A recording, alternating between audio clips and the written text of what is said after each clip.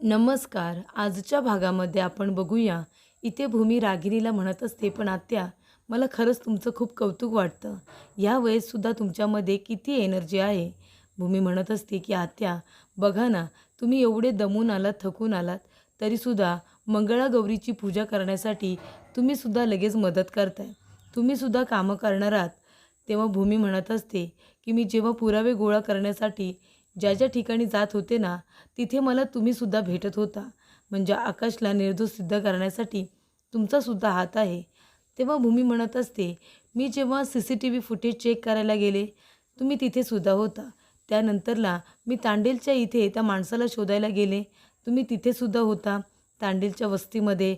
आणि जेव्हा मी अलिबागच्या त्या छोट्याशा गावामध्ये गेले होते, मी तुम्हालासुद्धा तिथे बघितलं, असा मला भास झाला. म्हणजे बघा ना, मी जिथे-जिथे जात होते, तुम्ही तिथे-तिथे मला दिसलात, हो की नाही?" तेव्हा इथे रागिनी म्हणते, "नाही गं, मी अलिबागला कशाला जाते एवढा लांब? नाही, नाही, मी तिथे नव्हते गेले. तुला भास झाला असेल." तेव्हा इथे भूमी म्हणते, "हो ठीक आहे, मला भास झाला असेल." तेव्हा रागिनी म्हणते, "बरं ठीक आहे, मी जाते. मला खूप कामं आहेत." तेव्हा भूमी म्हणते, "पण आत्या, आपण 2 ठिकाणी भेटलो होतो, हे तर नक्की ना?" तेव्हा रागिनी मात्र आता गप्पच बसते.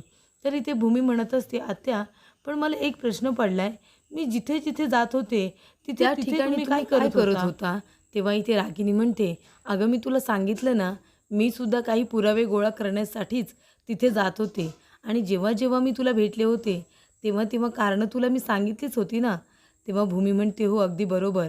तेव्हा इथे भूमी लगेच म्हणते, की "रागिनी आत्या, पण तुमची आम्हाला खरंच खूप मदत झाली हां. आमच्यावरती तुमचा खूपच जास्त जीव आहे." तेव्हा भूमी म्हणते, की "तांडेलच्या वस्तीमध्ये जेव्हा तुम्ही मला भेटला होतात, तेव्हा मला खरंच खूप खऱ्या अर्थाने हिंमत आली." तेव्हा इथे रागिनी म्हणत असते, "अगं, मग काय झालं? आकाश माझासुद्धा कुणीतरी आहे ना, त्याला निर्दोष सिद्ध करण्यासाठी मला प्रयत्न करायला नकोत का?" तर इथे आता भूमी रागिनी गेल्यानंतर त्याच गोष्टीचा विचार करत असते. तर इथे पौर्णिमा म्हणते, "आई, कुठे होतात तुम्ही? 3-4 फेऱ्या झाल्या तुमच्या रूममध्ये, तरी तुमचा पत्ता नाही आहे." तेव्हा रागिनी आता म्हणते, "मी बाहेर गेले होते त्या सरिताला भेटायला." त्यानंतर इथे पौर्णिमा म्हणते, "तुम्हाला माहिती आहे का, भूमिताईला कळले की तो भानुशाली तांडेलच्या बायकोला भेटायला गेला होता आणि तो भानुशाली तांडेलची केससुद्धा लढायला घेणार आहे, हे सुद्धा त्या भूमीला कळलं." तेव्हा रागिनी म्हणत असते, की "हे तिला कसं काय कळलं?" तेव्हा इथे रागिनीच्या लक्षात येतं, की नक्कीच भूमीला माझ्याबद्दल काहीतरी कळलं आहे, म्हणून ती अशी वेडेवाकडे प्रश्न मला विचारत होती. भूमीला सगळं काही आठवत असेल का बॉम्ब ब्लास्टविषयी? तेव्हा इथे रागिनी म्हणते, की "भूमी आधीच त्या भानुशालीच्या पार्टनरला शोधते आणि हे शोधाशोध करत असताना माझ्यापर्यंत ती पोचली तर? आणि जर तिने हे शोधून काढलं की भानुशालीची पार्टनर दुसरी तिसरी कोणी नसून रागिनी आहे, तर मग आपल्याला तोंड दाखवायला सुद्धा जागा उरणार नाही." असं रागिनी म्हणते. तर इथे रागिनी आपला फोन चार्जिंगला लावत असते आणि तेव्हा बटन दाबल्यानंतर तिथे स्पार्क होतो. तेव्हा इथे भूमी आलेली असते आणि ती म्हणते, "रागिनी आत्या, अहो, एवढ्याच्या स्पार्कला काय घाबरताय तुम्ही? आणि तुम्ही आमच्याबरोबर काय केलं होतात? एवढा मोठा स्फोट घडवून आणला होतात ना तुम्ही. एवढा मोठा स्फोट घडवून आणला, त्याच्यामधून सुद्धा आम्ही वाचलो, हो की नाही रागिनी आत्या?" तेव्हा इथे भूमी आता तिच्याशी बोलत बोलत आता एकदम पुढे येऊन उभी राहते आणि तिच्याकडे रागाने बघत असते. तेव्हा इथे रागिनीला काय बोलावं काही कळत नाही. ती म्हणते, "भूमी, अगं, इथे स्पार्क झालं, तू काय बोलतेस?" तेव्हा भूमी म्हणते, "कुठे? मला नाही माहिती आत्या. अहो, खरंच मला माहिती नाही. तुमच्या हाताला भाजलं का?" तेव्हा इथे भूमी आता काळजीने तिचा हातसुद्धा बघत असते आणि ती म्हणते, "आत्या, अहो, मी कशाला काय बोलू?" रागिनी म्हणते, "स्फोटबद्दल बोललीस ना?" तेव्हा भूमी म्हणते, "मी स्फोटबद्दल बोलले नाही." आणि ती म्हणते, "आत्या, मी तुमच्यासाठी इथे दुधाचा ग्लास घेऊन आले होते. तुम्ही दूध पिऊन घ्या बरं. आणि हे बघा, जास्त विचार करू नका. आणि मी तसं काहीही बोललेले नाही आहे." तेव्हा इथे भूमीने बोटीचा विषय काढलेला असतो, स्पोर्टचा विषय काढलेला असतो, पण त्याबद्दल आता भूमीलाच काही माहिती नसतं. ते आता एका एका गोष्टीचा अंदाज मात्र घेत असते. तर इथे आता भूमी म्हणत असते, की "आत्या, तुम्ही आता काही करू नका. सगळी तयारी मी बघेन. तुम्ही फक्त आराम करा बरं." तेव्हा इथे भूमी म्हणते, की "पौर्णिमा, चल, आपल्याला मंगळागौरीच्या पूजेची तयारी करायची आहे." तेव्हा इथे पौर्णिमा म्हणत असते, की "आई, अहो, ही अशी काय वागते? म्हणजे आधी काय बोलली आणि नंतर लगेच बोलणं बदललं? म्हणजे तिला जर आठवलं तर, की त्या दोघांचा जो काही स्फोट झाला होता, तो तुम्ही आणि अभि दोघांनी मिळून घडवून आणला होता." तेव्हा रागिनी आता पूर्णपणे फसत असते. तिच्या लक्षात येतं की आता माझा डाव हा उद्ध्वस्त होत आहे. तेव्हा ती म्हणते की आता भूमी खूपच जास्त हुशारीने सगळे पुरावे शोधून काढते आणि सगळ्याचा संबंध एकमेकांशी जोडूनसुद्धा बघते. तेव्हा आपल्याला तिला आता मेंटली डिस्टर्ब करावी लागणार आहे. तिला मेंटली आपल्याला डिस्ट्रॅक्ट करावी लागणार आहे. त्याच्यामुळेच आपल्याला फायदा होईल. तेव्हा इथे पौर्णिमा म्हणते म्हणजे काय करायचं आहे? तेव्हा रागिनी म्हणत असते की ती लेटर आता काढायची वेळ आलेली आहे. तेव्हा पौर्णिमा म्हणते कसलं लेटर? तेव्हा रागिनी म्हणते आहे ते लेटर जर भूमीने वाचलं ना तर भूमी नक्कीच मेंटली डिस्टर्ब होऊ शकते. ती मी योग्य वेळेची वाट बघत होते पण मला असं वाटतंय आता ती वेळ आली आहे आणि ते लेटर मला भूमीला काही करून दाखवायचंच आहे. तेव्हा इथे आता ती पटापट फाईल आपल्या कपाटातून काढते आणि चेक करत असते. तेव्हा तिला पोलीस स्टेशनचं FIRचं पेज तिला मिळतं आणि ती म्हणत असते की ही प्रत एवढं वर्ष मी अशी सांभाळून ठेवलेली आहे. त्यावेळेला मी केसच्या वेळेला कसं तरी रफातफा करून मी आकाशला सोडून घरी घेऊन आले होते. पण आता तसं होणार नाही. आता भूमीला मेंटल डिस्टर्ब करण्यासाठी मला हे सगळं करावंच लागणार आहे. तर इथे भूमी आहे त्याने म्हणते काय गं मानसी अजून तू तयार नाही झालीस का?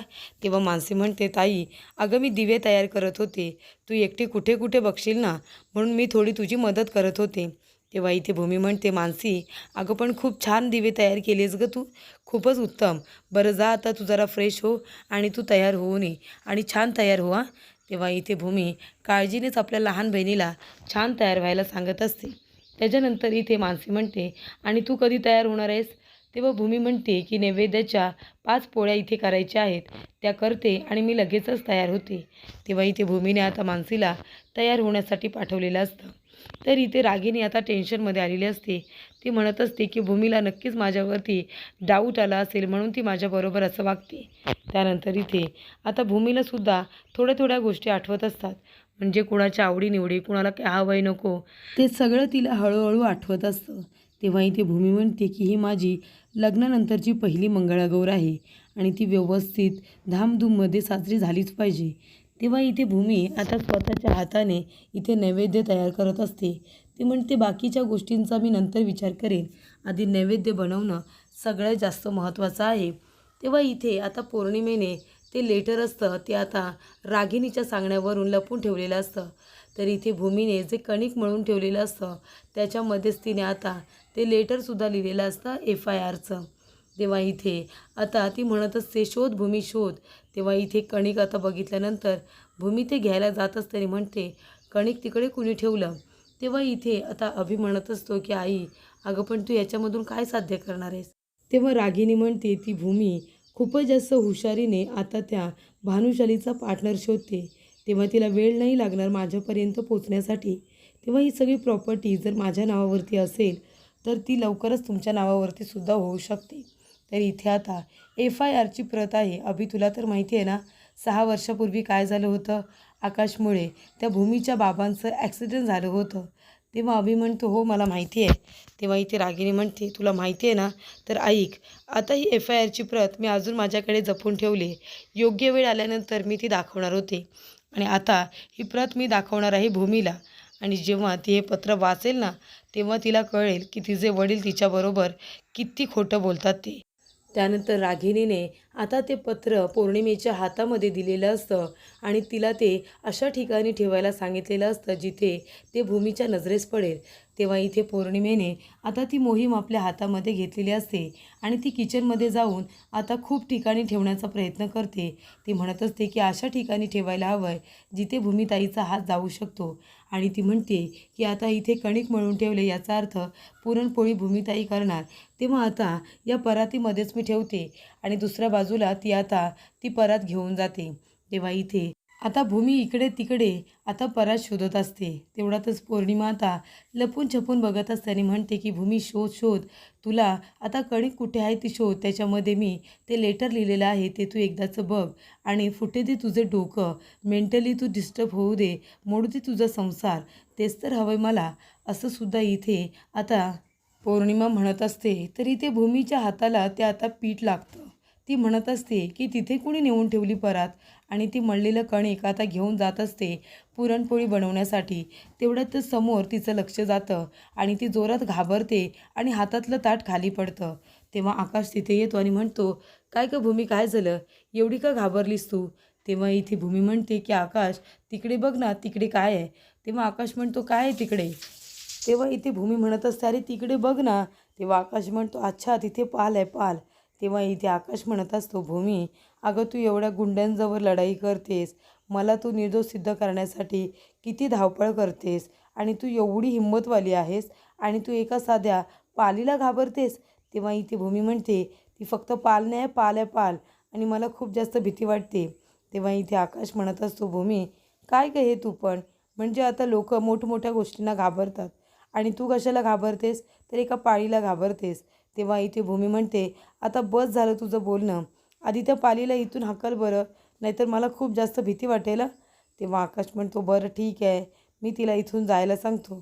तेव्हा आकाश म्हणतो, अहो पालताई तुम्ही असं कशाला करताय, हे बघा माझी बायको आणि तुम्ही दोघीजणी किचनमध्ये नाही राहू शकत, आणि तसंही पण थँक्यू पालताई, तुम्ही इथे आलात त्यामुळे मला माझ्या बायकोची एक घट्ट मिठी तरी मिळाली.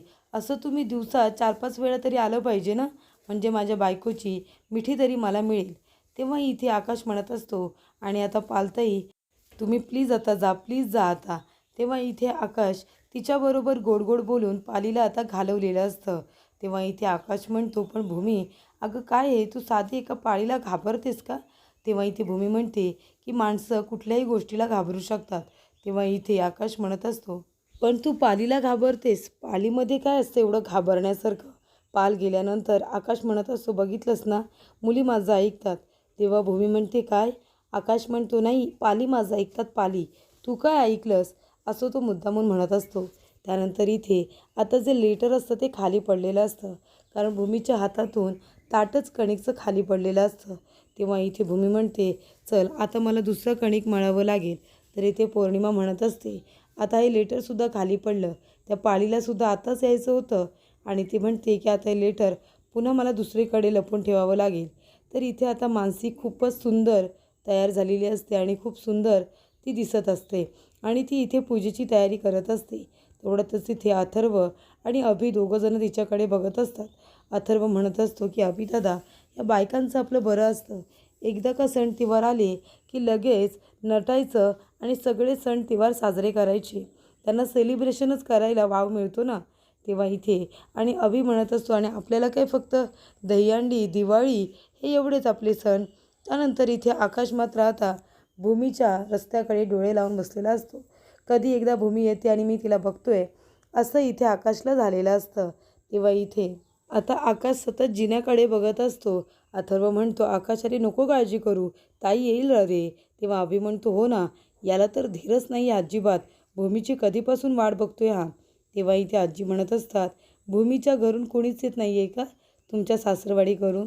तेव्हा आकाश म्हणतो, नाही कुणीच नाही येणार आहे, कारण आई बाबा बाहेरगावी गेलेत, प्रशांत येणार आहे, तो आता येईल, मी त्याचीच वाट बघतोय, असं आकाश म्हणतो. त्यानंतर इथे भूमी खूप सुंदर तयार होऊन आता खाली येत असते. तेव्हा आकाश तिच्याकडेच एकटक बघत असतो. तेव्हा इथे सगळेजण आकाशच्या आणि भूमीच्या तोंडाकडे बघत असतात. त्यानंतर इथे भूमी आकाशला खुणावून विचारते की मी कशी दिसते. तेव्हा इथे आकाश म्हणतो की एवढी काही खास नाही दिसत आहेस तू. तेव्हा इथे भूमीला राग येतो आणि ती आपला हात दाखवते त्याला मारण्यासाठी. तेव्हा इथे आकाश लगेचच तो हात पकडून जणू काही आपल्या गालावरती ठेवतोय असं दाखवतो. तेव्हा इथे भूमी आता पुन्हा त्याला विचारते की मी कशी दिसते. तेव्हा आकाश तिला मान हलवून आता उत्तर देतो की तू छान दिसतेस म्हणून.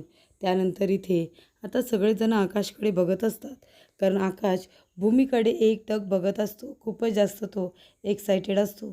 त्यानंतर इथे भूमीसुद्धा आता खाली येते. आकाश तिला खाणाखुणा करून सांगत असतो की तू माझ्या गालावरती मारायचं नाही आहे, तर गालावरती किस करायचं आहे. तेव्हा इथे भूमी खूपच जास्त लाजायला लागते आणि ती पुन्हा एकदा आकाशला विचारते, मी कशी दिसते? तेव्हा आकाश म्हणतो, खूप सुंदर दिसतेस, खूपच सुंदर. तेव्हा इथे भूमीला खूप छान वाटतं की आपल्या नवऱ्याने, आकाशने आपलं एवढं कौतुक केलं. ते ऐकून ती आता समाधानी होते. तर पुढील भागामध्ये आपण बघूया, इथे आता मंगळागौरीला वाहणाऱ्या प्रत, त्याच्यामध्ये आता ते लेटर लिहिलेलं ठेवलेलं असतं, जे अफेअरचं लेटर असतं. तेव्हा इथे भूमी म्हणते, म्हणजे माझा बाबांचा ॲक्सिडेंट आकाशने केला होता, आकाशने माझ्यापासून एवढी मोठी गोष्ट लपून ठेवली. तेव्हा इथे रागिनी म्हणत असते की हे बघ भूमिबाळा, सत्य ऐकायला कटू आहे पण हेच सिद्ध आहे की आकाशमुळे तुझ्या बाबांचा ॲक्सिडेंट झाला होता.